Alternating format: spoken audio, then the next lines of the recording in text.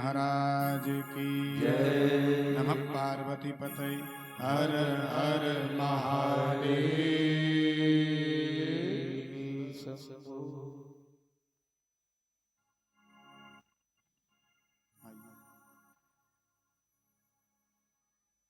अपने मन को भगवान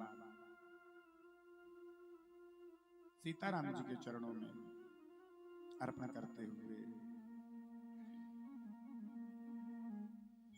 पंचम दिवस की इस पावन कथा यात्रा में हम प्रवेश करते हैं। कल आप सभी ने बड़ी सुंदर राघव की बाल लीलाओं का रसपान किया। कल विश्वामित्र महात्मा राम लक्ष्मण को लेने के लिए आए। भगवान ने ताड़का नाम की राक्षसी का उद्धार किया, मारीच और सुबाहु का उद्धार किया। अहिल्या जी के ऊपर भगवान ने कृपा करी और भगवान जनकपुरी में पहुंचे। जनकपुरी में पहुंच करके जनकपुर के जो नर नारी थे इनके ऊपर भगवान ने कृपा करी, इनको दर्शन लाभ दिया। सीता जी से भेंट हुई और धनुष का कल भंग हुआ। अब धनुष का खंडन हुआ महाराज, और जैसे ही धनुष टूटा, धनुष के टूटते ही महाराज मां सीता अपनी सखियों के साथ वरमाला लेकर के आ गई।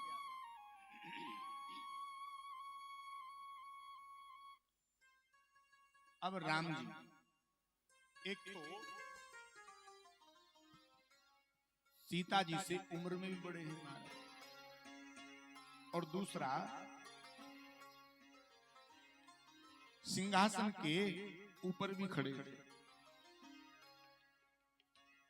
जैसे ही धनुष टूटा, सखियों ने गीत गाना प्रारंभ कर दिया। गावहीं छवि अब लोक सहेली, गावहीं छवि अब लोक सहेली, गावहीं छवि अब लोक सहेली, गावहीं छवि अब लोक सहेली। सिय जयमान रामपुर में ली, रामपुर में ली। जैसे धनुष टूटा, सखियों ने गीत गाना प्रारंभ कर दिया महाराज। अब सीता जी एक तो नीचे खड़ी है, उम्र में भी राम जी से छोटी है, और राम जी सिंहासन के ऊपर खड़े थे, बड़े बड़े मुकुट राम जी ने पहन रखे थे। अब सीता जी का हाथ राम जी तक पहुंच नहीं रहा था महाराज, और सीता जी को खड़े खड़े बहुत देर हो गई। अब सीता जी को खड़े खड़े जब बहुत देर हुई, सीता जी परेशान हो गई महाराज। अब सीता जी की जो सखियां खड़ी थी, सीता जी की सखियों ने राम जी से कहा, राम जी झुक जाओ। राम जी को भी दया आ गई सिया जी के ऊपर, क्योंकि सिया जी महारानी बड़ी सुकोमल है, और सिया जी को खड़े खड़े बहुत देर हो गई। राम जी झुकने ही लगे, इतने में एक सखी दूसरी सखी से बात करने लगी, बहन हमने सुना है ये रघुवंशी हैं। हाँ, पर बहन रघुवंशी तो हैं, लेकिन आज पहली बार किसी रघुवंशी को किसी के सामने झुकता हुआ पहली बार देख रहे हैं। जैसे ही सखी ने बात बनाई, इतने में लखनलाल धीरे से राम जी के पास में आकर खड़े हो गए। लखनलाल ने कहा, भैया झुक मत जा, नाक का सवाल है, बिल्कुल खड़े हो जाओ सीधे सट। राम जी फिर तन करके खड़े हो गए। अब एक सखी ने राम जी से कहा, राम जी झुक जाओ। राम जी खड़े रहे, लखनलाल जी कहने लगे, नहीं नहीं हम नहीं झुकेंगे, हम रघुवंशी हैं, ऐसे नहीं झुका करते। सखियां कहने लगी, लखनलाल अरे अपने मतलब के लिए तो पूरी दुनिया झुक जाती है, तुम भी झुक जाओ। लखन लाल ने मना कर दिया। जब राम जी नहीं झुके तब सखियों ने विचार किया, लगता है हमें ही कुछ करना पड़ेगा।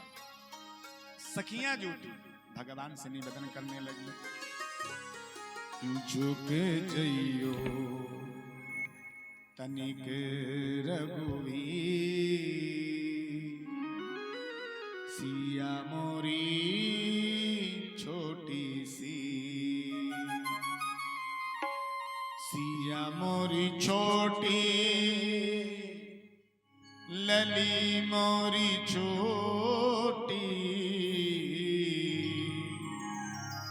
सिया मोरी छोटी,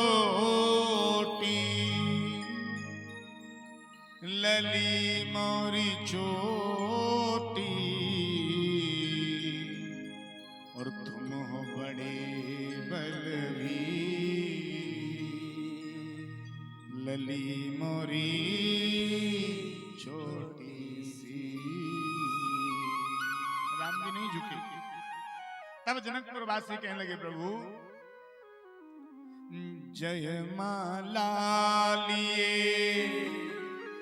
कब से ठाड़ी, जय माला लिए कब से ठाड़ी, अब कृपा करऊं रघुवीर, लली मोरी छोटी सी, तुम ऊंचे कर पहुंचत नाई, तुम ऊंचे कर पहुंचत नाई, कृपा करहूं रघुवीर, लली मोरी छोटी सी। राम जी झुक जाओ, लेकिन नहीं झुके महाराज राम जी। अब सखियों ने विचार किया क्या करें। इतने में एक सखी जोर जोर से कहने लगी, लो डल गई माला, डल गई माला, हो गया काम। राम जी ने देखा हम तो सीधे खड़े, माला कहां डली। जैसे राम जी ने सर झुका करके देखा, जैसे सर झुकाया, इतने में सिया जी ने राम जी के गले में माला, और जैसे माला भगवान के गले में डली, आज जनकपुर के जो वासी थे सबने महाराज उत्सव मनाना प्रारंभ कर दिया। सबने महाराज सुंदर मंगल गीत गाना प्रारंभ कर दिया। अब जैसे राम जी के गले में माला डली, जितने राजा आए थे लगे चिल्लाने, अरे पकड़ लो, बांध लो, पकड़ लो, बांध लो। एक कहने लगा तू ही पकड़ ले, तू क्यों नहीं जाता, तू ही चला जा। ये कहने लगा, बोले हम नहीं जाएंगे। बोले तुम क्यों नहीं जाओगे। बोले हम तो भड़का रहे हैं, हो सकता है हमारी आवाज को सुनकर किसी को जोश आ जाए और जाकर के पकड़ ले। अरे तो भैया तू क्यों नहीं जाता। वो राजा कहने लगा, अरे भैया एक बात बताओ, आज दिन तक कभी कोई भड़काने वाला आगे गया है? हा? हम तो भड़काने वालों में से हैं, हम आगे नहीं जाएंगे। होते हैं कई लोग जिनसे होता जाता तो कुछ नहीं, लेकिन बातें बड़ी बड़ी करते हैं। आपने भी देखा होगा कई लोग हमारे परिचित भी होते हैं, होना जाना कुछ नहीं, लेकिन बातें इतनी बड़ी बड़ी करेंगे महाराज पूछो मत। एक बार एक झाड़ फूक करने वाला था, कई लोग आते भी थे इसके पास झाड़ा झड़वाने के लिए। अब ये उनको झाड़ता महाराज, एक झाड़ू जैसा कुछ होता और उससे मंत्र पढ़ता और छू झाड़ता महाराज। एक दिन इसकी पत्नी ने सुना, इसका मंत्र तो देखूं, ये मंत्र कौन सा बोलता है। मंत्र भी तो होता है झाड़ने वालों का कुछ ना कुछ। अब ये मंत्र बोले महाराज, आकाश बांधो, पाताल बांधो, 7 समुद्र बांधो, मरगट का मसान बांधो, घाट का घटोई बांधो, छू। आकाश बांधो, पाताल बांधो, 7 समुद्र बांधो, मरगट का मसान बांधो, छू। ये इसका मंत्र मारा। अजीब लोग, कई लोग आते जाते। अब धीरे धीरे बारिश का मौसम आने वाला था, बारिश का समय आने वाला था। पत्नी इनसे कहती, सुनो, छप्पर टूट गया, छप्पर बांध दो। ये कहता है बांध लेंगे भी, कौन सी जल्दी पड़ी, कौन सी बारिश आई रही है, बांध लेंगे। फिर 4 दिन बीते, फिर पत्नी ने कहा, सुनो, घर का छप्पर टूट गया, छप्पर बांध लो। और ये कहता, अरे बांध लेंगे भी, कौन सी जल्दी पड़ी है। कहते कहते महाराज समय निकल गया, पर इसने छप्पर नहीं बांधा, छप्पर नहीं बांधा। इससे बारिश ही आ गई। एक दिन कुछ लोग आए इसको झड़वाने के लिए। पत्नी दरवाजे के पीछे छिप गई और ये अपना मंत्र बोले, आकाश बांधू, पाताल बांधू, मरगट का मसान बांधू, 7 समुद्र बांधू, छू। इतने में पत्नी निकली दरवाजे के पीछे, रहने दे, रहने दे, आकाश बांधू, पाताल बांधू, मरगट का मसान बांधू, 7 समुद्र बांधू। घर का छप्पर तो तेरे से बंद नहीं रहा और आकाश पाताल बांधने की बात करता है। होते कई लोग ऐसे महाराज, बातें बड़ी बड़ी और होना जाना कुछ नहीं है। तो राजा महाराजा जो थे ये भी सब चिल्ला रहे, पकड़ लो, पकड़ लो, पर जाने के लिए कोई तैयार नहीं। राम जी तो शांत बैठे थे, लेकिन लखनलाल से रहा नहीं गया। भूप वचन सुन इत उत कही, भूप वचन सुने इत उत कही, भूप वचन सुन इत उत कही, भूप वचन सुने इत उत कही। लखन राम डर बोल न सकहीं, लखन राम डर बोल न सकहीं। श्री राम जय राम, जय जय राम, श्री राम जय राम, जय जय राम। अब जब राजा चिल्ला रहे थे, पकड़ लो, बांध लो, पकड़ लो, बांध लो, लक्ष्मण जी देखने लगे आवाज आ कहां से रही है? लेकिन लखनलाल राम जी की डर की वजह से बोल नहीं पा रहे। भैया बैठे, आदर करते हैं अपने बड़े भाई का, और राम जी शांत हैं। क्यों राम जी चुप बैठे? इसलिए यदि मान लो मैंने लक्ष्मण को इशारा कर दिया तो यहां पर दीप दीप के राजा आए हुए हैं, युद्ध हो जाएगा। और युद्ध साधारण नहीं होगा, युद्ध विश्व युद्ध हो जाएगा, क्योंकि यहां पर द्वीप द्वीप के देश देश के राजा आए हुए हैं। और देखो, युद्ध जितना हो उतना टालना चाहिए। ये अच्छे लोगों की पहचान होती है, झगड़े को जितना हो उतना टालें, क्योंकि झगड़े में किसी का कुछ भला नहीं होता। झगड़े में तन की, धन की, परिवार की, सबकी हानि है। झगड़े से हाथ लगता नहीं है महाराज, बल बुद्धि सबकी हानि है महाराज। तो राम जी ये सोच रहे हैं कि हम युद्ध नहीं चाहते, जितना हो युद्ध को टालना चाहिए, जितना हो उतना टालें। पर इसका मतलब ये भी तो नहीं कि सामने वाला उसका अवसर ही उठाता रहे, उसका फायदा ही उठाता रहे, वो बोलता ही जाए, बोलता ही जाए, बोलता ही जाए। भाई इसका मतलब ये भी तो नहीं है कि कोई हमारी विनम्रता का फायदा उठाए, हमारी विनम्रता को कायरता समझ ले हमारी।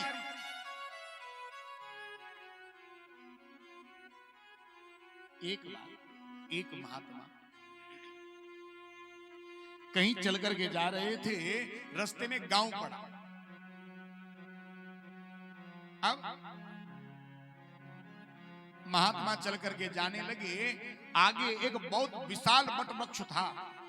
महात्मा उधर जाने लगे, गांव के लोग 2-4 बैठे थे।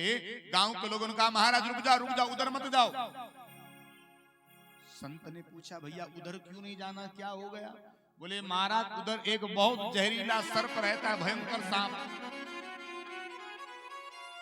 और अब तक न जाने कितनों को काट चुका है, तुम्हें भी काट लेगा।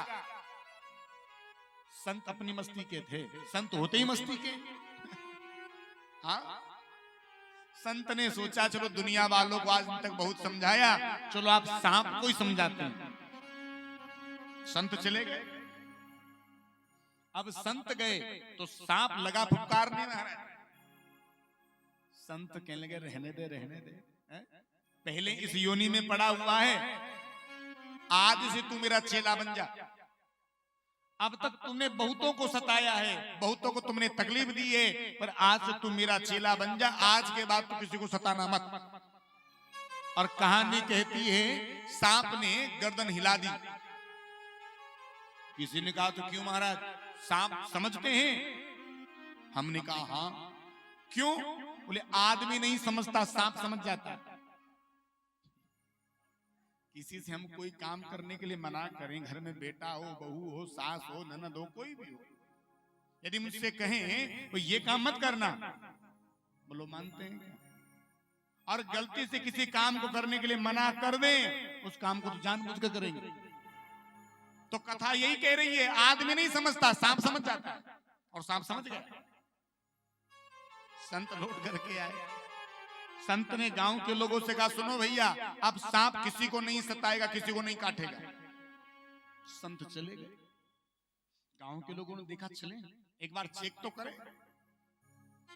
बच्चे आगे बढ़े, सांप ने कुछ नहीं किया, और आगे बढ़े, सांप ने फिर भी कुछ नहीं किया। छोटा सा कंकर मारा सांप के ऊपर, सांप ने फिर भी कुछ नहीं किया। अब सांप के ऊपर पैर रखा, सांप ने फिर भी कुछ नहीं किया। फिर क्या था? छोटे छोटे बच्चे महाराज सांप की पूंछ पकड़े घुमाए, कुछ बच्चे सांप को पकड़े लकड़ी के ऊपर डाले और झूला बना करके महाराज उस पे झूलने लगे। एक दिन में सांप की हालत अधमरी कर दी महाराज, अधमरा हो गया सांप। शाम का समय संत लौट करके जा रहे थे। संत ने सोचा चलो लगे हाथ अपने चेले से मिलते चलें। और संत जो चेले के पास पहुंचे, चेला अधमरा। संत ने कहा बेटा ये तुम्हारी दशा किस कुसंग के कारण हुई? सांप ने कहा क्षमा करना गुरुदेव, ये मेरी दशा कुसंग से नहीं हुई, ये मेरी दशा सत्संग से हुई है। मतलब गुरुदेव आपने कहा था बेटा किसी को काटना मत, मैंने नहीं काटा, और जो मैंने नहीं काटा तो गांव वालों ने एक दिन मेरी ये दशा कर दी। संत ने कहा बेटा मैंने तुम्हें काटने के लिए मना किया था, फुफकारने के लिए थोड़ी मना किया था। काटोगे तो दूसरों को हानि होगी, नहीं फुफकारोगे तो तुम्हें हानि होगी। तो काटने के लिए मना किया था, फुफकारने के लिए थोड़ी मना किया था। तो लखनलाल जी का भी यही तर्क है, लखनलाल जी का भी यही भाव है कि युद्ध तो हम भी नहीं चाहते, पर कम से कम ये उछले तो नहीं, ये ज्यादा बोले तो नहीं। लखनलाल ने कहा भैया यदि आपकी आज्ञा मिल जाए तो हम इनका थोड़ा सा इलाज कर दें। अब राम जी ने लखनलाल से कहा लखन चिंता मत करो, इनका इलाज करने के लिए हमने डॉक्टर को बुलाया और डॉक्टर आते ही होंगे, अभी कुछ ही समय में डॉक्टर आने वाले हैं। और उसी समय ते अवसर सुनी शिव धनु भंगा, ते अवसर सुनी शिव धनु भंगा, ते अवसर सुनी शिव दरभंगा। आयहूँ भृगुकुल कमल पतंगा, आयहूँ रघुकुल कमल पतंगा, आयहूँ भृगुकुल कमल पतंगा, आयहूँ रघुकुल कमल पतंगा। श्री राम जय जय राम। श्री राम जय जय राम। इतने में ही क्या हुआ, भृगुकुल तिलक भगवान परशुराम जी का पदार्पण हो गया।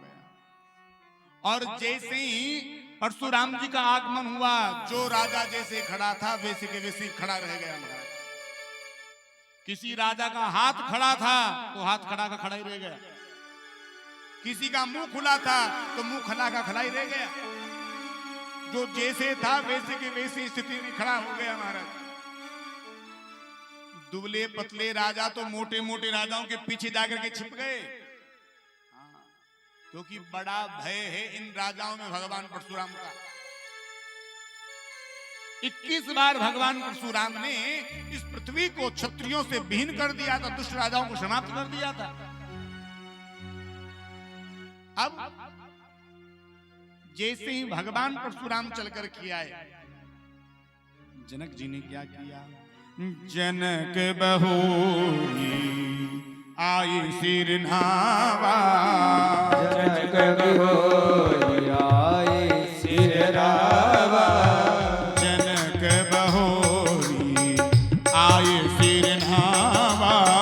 जनक बहोरी आई सिर नावा। सिय बोलाए प्रणाम करावा। प्रणाम करावा। विश्वामित्र मिले पुनि आई। विश्वामित्र मिले पुनि आई। पद सरोज में ले दऊं भाई। पद सरोज में ले दऊं भाई। इतने में जनक जी ने क्या किया, जनक जी आए और आकर के प्रणाम किया भगवान परशुराम को। बेटी जानकी को बुलाया, जानकी आओ और आकर के आशीर्वाद लो। जानकी आई, प्रणाम किया और भगवान परशुराम ने हाथ उठा करके आशीर्वाद दिया, अखंड सौभाग्यवती भव। विश्वामित्र जी ने सोचा, लो जनक ने तो अपना काम बना लिया, और मान लो मैंने राम और लक्ष्मण से कहा जाओ बेटा प्रणाम करो, और राम और लक्ष्मण मान लो प्रणाम करने के लिए झुके, और इतने में किसी राजा ने आवाज लगा दी, इसी ने धनुष को तोड़ा है। और परशुराम जी का यदि परसा उठ गया तो संभालेगा कौन? इसलिए विश्वामित्र जी पहले चल करके आए। विश्वामित्र मिले पुनि आए, पहले विश्वामित्र जी महाराज आए। और जैसे गले से मिलते हैं ना, ऐसे गले से मिले महाराज कि परशुराम जी के दोनों हाथ ऐसे दबा लिए, हाँ परसा चल नहीं जाए, दोनों हाथ पकड़ लिए और अब आवाज लगाया, बेटा आओ आशीर्वाद प्राप्त करो। दोनों भैया आए और आकर के भगवान परशुराम के चरणों में प्रणाम किया। परशुराम जी ने जैसे राम को देखा तो मन बोध से भर गया, और जैसे टूटे हुए धनुष को देखा मन क्रोध से भर गया। जैसे टूटे हुए धनुष को भगवान परशुराम जी ने देखा, क्रोधित हो गए। अतिरिस बोले वचन कठोरा, कहूं जड़ जनक धनुष के तोरा। हे जड़ जनक, ये धनुष तुम्हारे पास धरोहर के रूप में रखा हुआ था, और ये धनुष किसने तोड़ दिया? जैसे ही परशुराम जी ने कहा, जो राजा महाराजा बैठे थे ये आनंद मनाने लगे, लो अब तुड़वाओ धनुष। बड़ा मजा आ रहा था ना पहले धनुष तुड़वाने में, अब तुड़वाओ और तुड़वाओ राजाओं को। बड़ा आनंद आ रहा था पहले धनुष तुड़वाने, अब तुड़वाओ।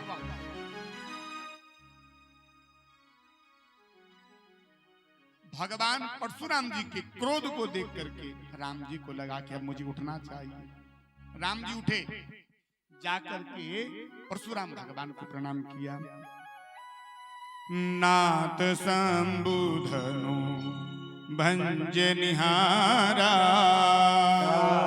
संबुधनु भंज निहारा, नाथ संबुधनु भंज निहारा, नाथ संबुधनु भंज निहारा, होई क्यों एक दास तुम्हारा, होई क्यों दास तुम्हारा, श्री राम जय राम जय जय रामा, श्री राम जय राम जय जय राम।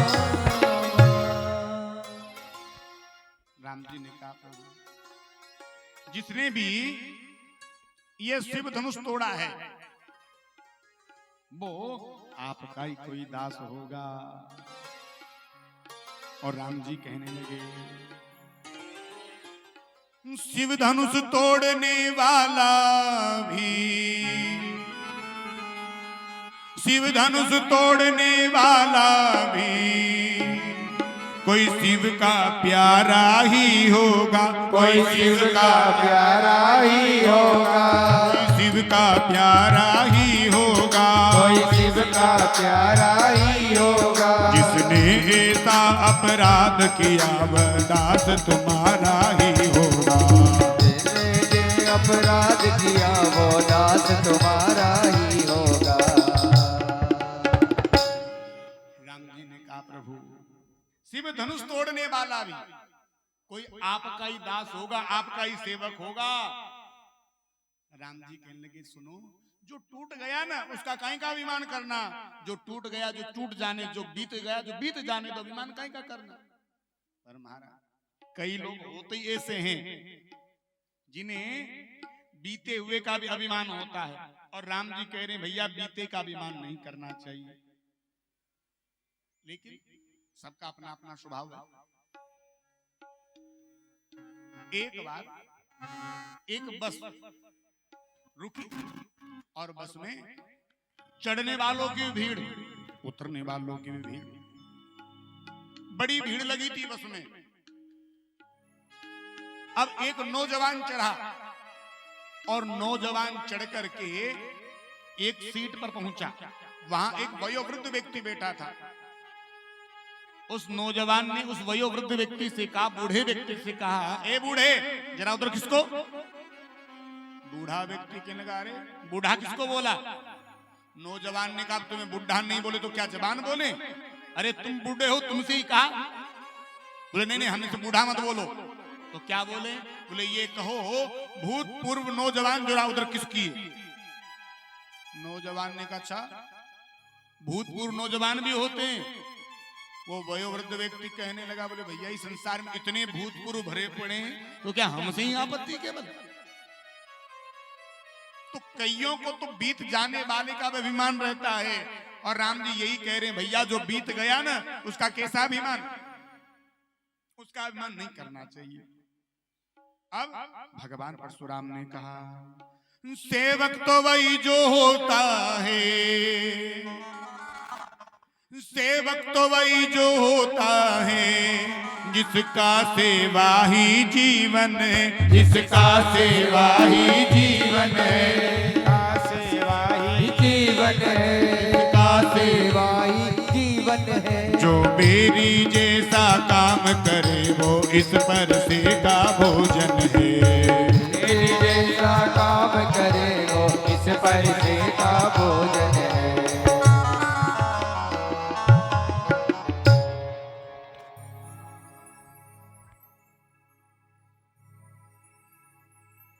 परशुराम जी ने कहा, ये जो कार्य हुआ है ना ये सेवक का काम नहीं है, ये तो किसी दुश्मन का काम है।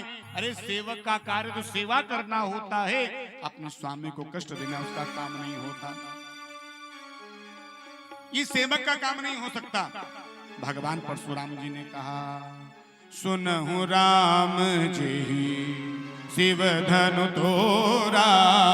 सुनहि राम शिव धनु तोरा। सुनहु राम जही शिव धनु तोरा। सुनहि राम शिव धनु तोरा। सहस बाहु सम सोरि मोरा।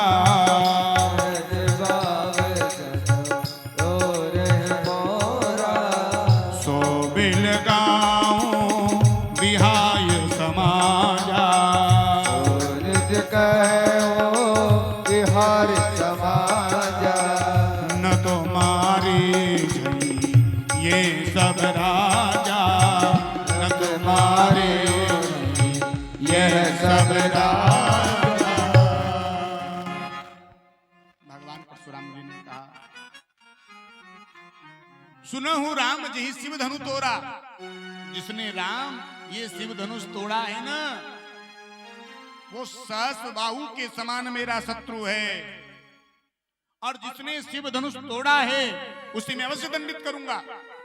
परशुराम जी ने कहा, सुनो, जिसने भी ये शिव धनुष तोड़ा है सभा को छोड़ करके एक तरफ अकेला खड़ा हो जाए, नहीं तो आज कोई भी बचने वाला नहीं है। राजा महाराजा बैठे थे, महाराज बात करने लगे, बढ़िया रहा हमने नहीं तोड़ा। हाँ, हम नहीं तोड़ देते इसको, हमें पता था ये आने वाले हैं, इसीलिए तो हमने नहीं तोड़ा, नहीं तो हम कब का तोड़ देते। एक ने कहा, सुनो, तुम कहो तो हम जाकर के बता दें, बोले राम ने तोड़ा है। दूसरा राजा कहने लगा, जाएगा तो भी मरेगा। क्यों? तू कहेगा? बोले प्रभु राम ने तोड़ा है, वो खड़ा मेरी आंखों के सामने तोड़ा है। भगवान परशुराम फिर परसा उठा लेंगे, क्यों रे मूर्ख, तेरे सामने शंकर जी का धनुष तोड़ दिया गया और तू टुकुर टुकुर देखता रहा। अब क्या करे? बोले खड़े रहो, खड़े रहो, अब कुछ भी मत करो। हाँ देख लो, समर्थन पूरा हो रहा है। परशुराम जी के क्रोध को जब लखनलाल ने देखा, लखनलाल ने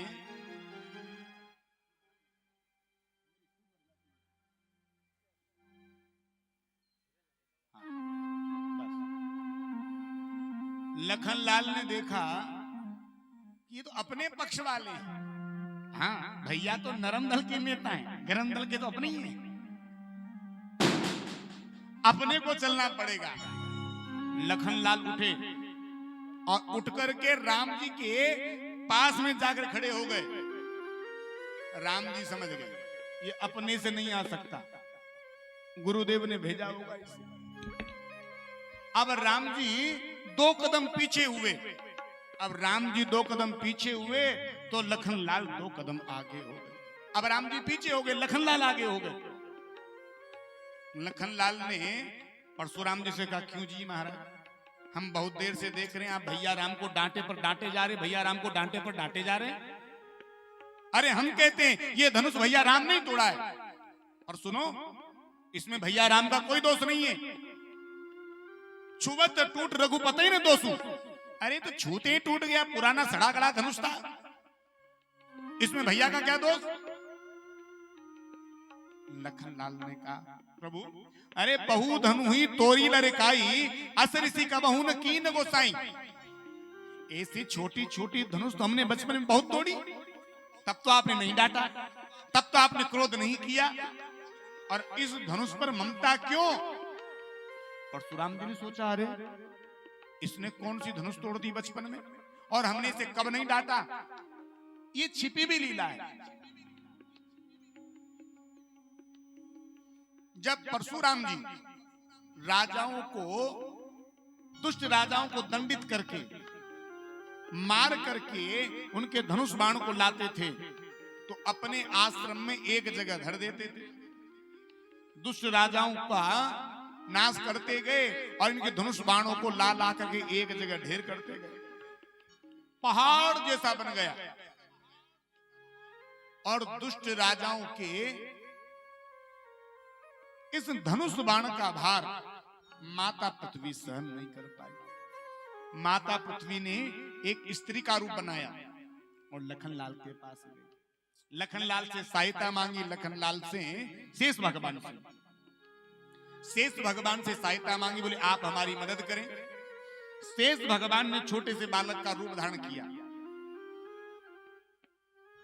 क्योंकि शेष ही तो लखन है। अब शेष भगवान ने छोटे से बालक का रूप धारण किया और चल करके आई, अपना धर्म का बेटा बना लिया महाराज। और भगवान परशुराम के आश्रम पर आई। भगवान परशुराम को इस माता पृथ्वी ने अपना धर्म का भाई बनाया और यहां रहने लगी।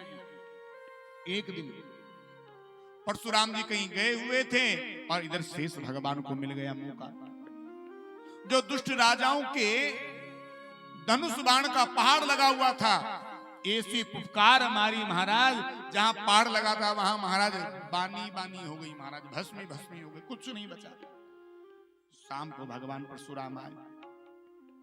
परशुराम जी ने देखा जहां धनुष बाण का पहाड़ लगा था, यहां तो राखी का ढेर मचा है। पूछा ये सब क्या है? माता पृथ्वी आई, हाथ जोड़ करके कहा भैया आपके नादान भांजे से ये गलती हुई, आप इसे क्षमा कर दें। परशुराम जी भी समझ गए, जिसने इतने बड़े पहाड़ को राख में बदल दिया, ये भांजा साधारण नहीं हो सकता।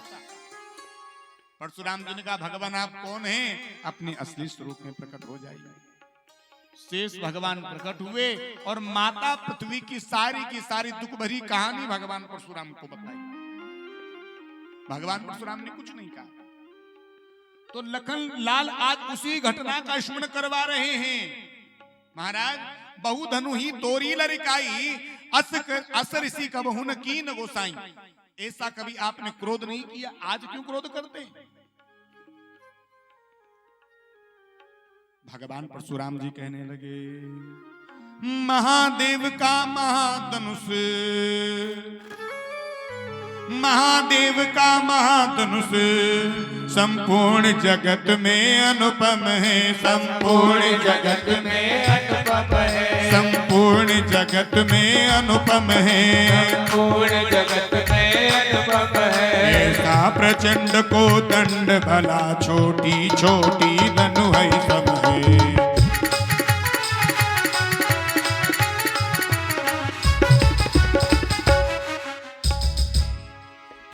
भगवान परशुराम जी ने कहा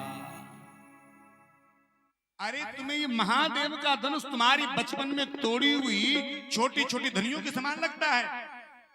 अरे महादेव का ये महा अनुपम धनुष है। लखनलाल जी ने भगवान परशुराम से कहा महाराज हमारी नजर में सब धनुष एक जैसे होते हैं। धनुष तो धनुष होता है, सब धनुष प्राणी लेते हैं, जीवन दान कोई नहीं देता। लखनलाल कहने लगे श्रीमान तपस्वी ब्राह्मण है, श्रीमान तपस्वी ब्राह्मण है, इसलिए मुझे ये कहना है, इसलिए मुझे ये कहना है, इसलिए मुझे ये कहना है। ब्राह्मण का भूषण क्रोध नहीं जो महाराज ने पहना है।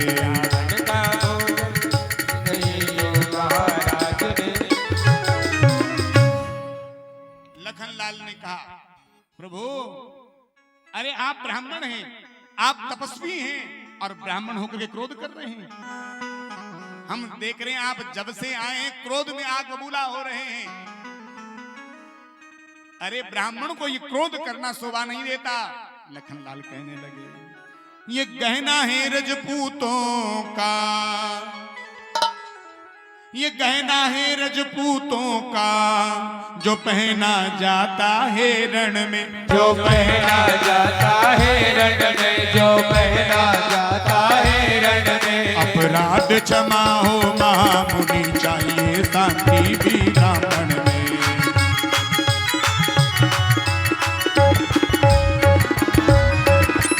महाराज ये क्रोध करना, ये बात बात पर आग बबूला होना ही तो रजपूतों का गहना है। और ये क्रोध का जो आभूषण है ना, जब सामने शत्रु खड़ा रहता है तब वहां ये गहना पहना जाता है। और आप ब्राह्मण होकर के ऐसा क्रोध कर रहे हैं। महाराज क्षमा करना आप मेरे अपराध को। भगवान परशुराम जी ने जब इस लखनलाल की ऐसी बातों को सुना, क्रोध में और भर गए, तिलमिला उठे और कहने लगे, हे बालक क्या हुआ तुझे, हे बालक क्या हुआ तुझे, जो मुझे डांटता जाता है, जो मुझे डांटता जाता है, जो मुझे डांटता जाता है। जानो तारी बामन समझा, जो बात काटता जाता है।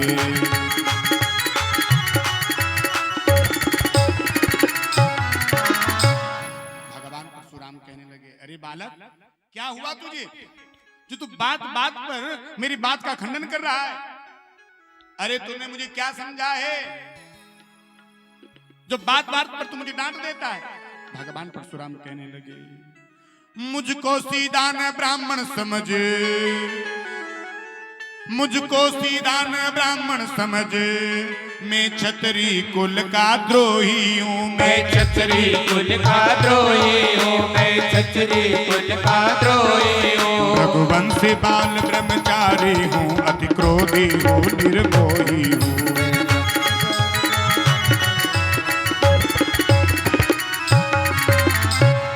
भगवान परशुराम जी ने कहा, अरे बालक तू मुझे जानता नहीं है अभी, मैं क्षत्रिय कुल का द्रोही हूँ। मैंने न जाने कितने कितने दुष्ट राजाओं को दंडित किया है।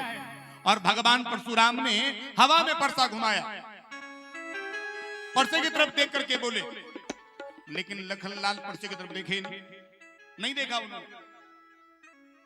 और भगवान परशुराम परसे की तरफ देख करके कहने लगे, ये परसा सहस्त्र बाहु की भी, यह परसा सहस्त्र बाहु की भी भुजा काटने वाला है, भुजा काटने वाला है, ये भुजा काटने वाला है। इस परसे को तो तू भी फेंक जो खून छाटने वाला है।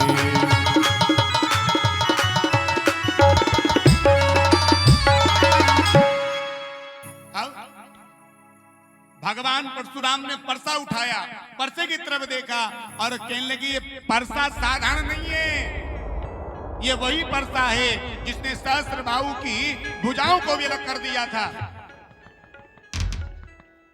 लखनलाल कहने लगे, महाराज शुक्र मानो कि हमने आपके परसे की तरफ नहीं देखा, यदि देख लेते तब का काम बिगड़ गया होता। देखता नहीं यदि विप्र भेद, देखता नहीं यदि विप्र भेद, क्षण भर में मजा चखा देता, क्षण भर में मजा चखा देता, क्षण भर में मजा चखा देता।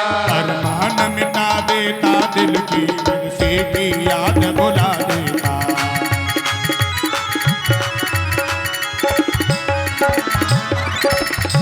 लखनलाल ने कहा, प्रभु हमने आपके परसे को नहीं देखा, हमने आपके विप्र भेष को देखा है, हमने आपके इस ब्राह्मणत्व को देखा है। यदि हमने एक बार भी तुम्हारे परसे की तरफ देख लिया होता तो कब का युद्ध हो गया होता। यदि परसे की तरफ देख लेते तो क्या होता। लखनलाल कहने लगे, छीनता धनुष बाण परसा, छीनता धनुष बाण परसा, करके घन घोर दिखा देता, करके घन घोर दिखा देता, करके घन घोर दिखा देता। उछल उछल कर परसा चलाता, मुनि जी आप भुला देता।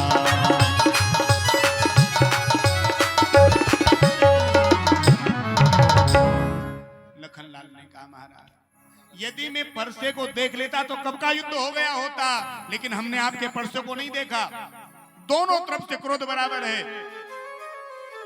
भगवान परशुराम कहने लगे, तू बच्चा है बच्चा ही रहे, अरे तू बच्चा है बच्चा ही रहे, क्यों मेरे पर से मरता है, क्यों मेरे पर से मरता है, क्यों मेरे पर से मरता है। मुझ जैसे क्रोधी के आगे किस कारण बचपन करता है।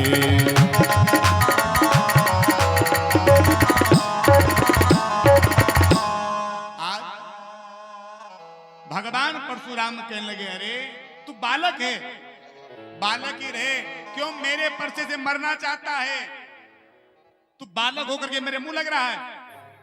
लखनलाल ने कहा महाराज आपने बिल्कुल ठीक कहा, आप बिल्कुल ठीक कह रहे हैं। श्री महाराज हम बच्चे हैं, श्री महाराज हम बच्चे हैं, और बच्चे बचपन करते हैं, और बच्चे बचपन करते हैं, और बच्चे बचपन करते हैं। पर तुम्हें नहीं शोभा देता जो बच्चे के मुंह लगते हैं।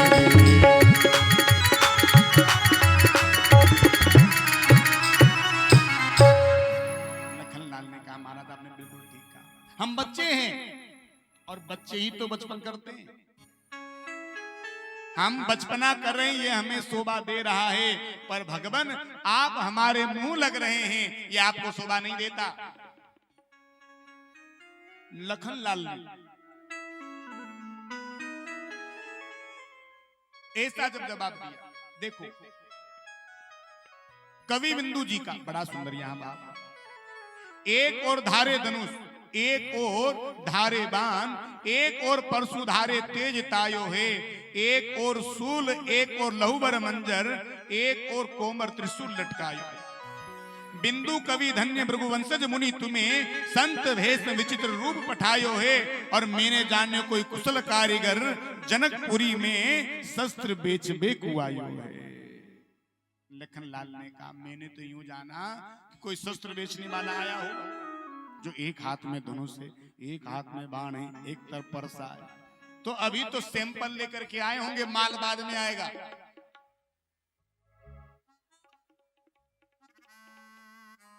परशुराम जी ने कहा तुम मुझसे डरता नहीं है? लखनलाल ने कहा आप ऐसा क्यों सोचते कि सभी आपसे डरे? देखो एक सवाल आता है भाग, और भाग में किसी संख्या को आप किसी संख्या से भागित करो, जब भाग दोगे तो जितने बार भाग जाएगा उसका जो आएगा अंत में एक संख्या बचती नीचे शेष, वो संख्या किसी से कटती नहीं है। लखनलाल ने कहा अरे जब गणित का शेष नहीं कटता तो ये असली का शेष कैसे कटेगा? राम जी ने विचार किया अब ये जाना पड़ेगा। राम जी उठे और उठ करके भगवान परशुराम जी के पास गए, हाथ जोड़ कर कहा प्रभु सब प्रकार हम तुम सन हारे, हम सभी प्रकार से आपसे हार गए, आप क्षमा करें, ये अपराध हमसे ही हुआ है, और आपका फिर भी मन का क्रोध शांत नहीं होता तो ये दास आपके सामने खड़ा हुआ है। राम रमापति कर धन ले ओ, राम रमापति कर धन ले ओ, खींचहु मिटई मोर संदेह, खींचहु मिटई और संदेह, खेत चाप कहीं चल गया हूँ, एक चाप कहीं चल गए हो, परशुराम विस्मय मन भय हूँ, परशुराम विस्मय भय हो। जैसे राम जी झुके, और राम जी जब झुके तो राम जी के हृदय पर, राम जी के वक्ष स्थल पर जो भृगु मुनि का पद था, इसका भगवान का दर्शन हो गया। भगवान परशुराम ने जब भृगु पद का दर्शन राम जी के वक्ष स्थल पर किया, परशुराम जी ने सोचा अरे पूर्ण ब्रह्म का अवतार हो गया, हमें पता ही नहीं चला। परशुराम जी ने कहा प्रभु हमारे मन में एक संदेह है, ये धनुष लीजिए, इसकी प्रत्यंचा आप चढ़ा दीजिए तो हमें पूर्ण विश्वास हो जाएगा। परशुराम जी ने धनुष दिया नहीं, देत चाप आप ही चले गए हूं, अपने आप चला गया राम जी के पास। क्यों? इसने सोचा ये अकड़ करके खड़ा रहा, हस्त क्या हुआ, टूट जाना पड़ा। क्योंकि कोई किसी को नहीं तोड़ता भैया, समय ही सबको तोड़ देता है। अपनी भी चले जाओ, उसी में फायदा है। आज भगवान परशुराम जी ने राम जी को प्रणाम किया और यहां से जंगल में भजन करने के लिए चले गए। बोले परशुराम भगवान की जय।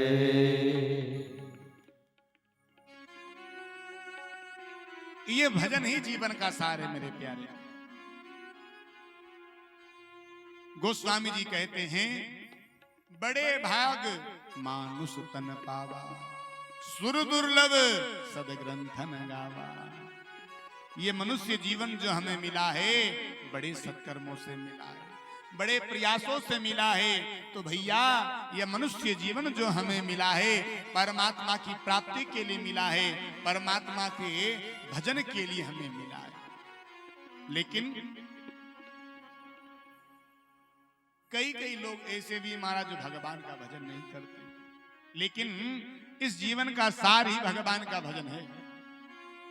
इसलिए व्यक्ति को जैसे हो, जिस अवस्था में रहो, उस अवस्था में भगवान का नाम गाते रहो।